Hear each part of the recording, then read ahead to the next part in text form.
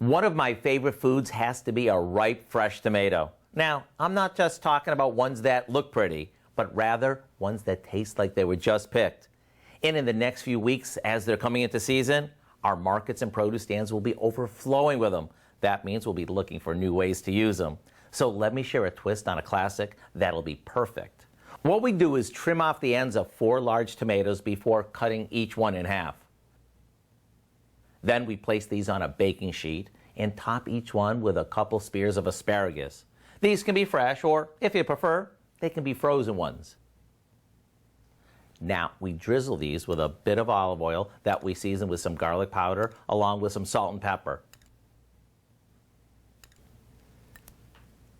And to bring out their flavor, we roast these until they're tender, but not to the point where they lose their shape. Then we finish them off with some hollandaise sauce that we made from a mix. You see, the combo of the asparagus and the hollandaise is known as Oscar style.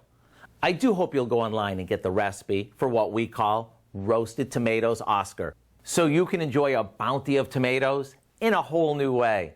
I'm Howard in the Mr. Food Test Kitchen, where today we found a fresh off the vine way for you to say, ooh, it's so good.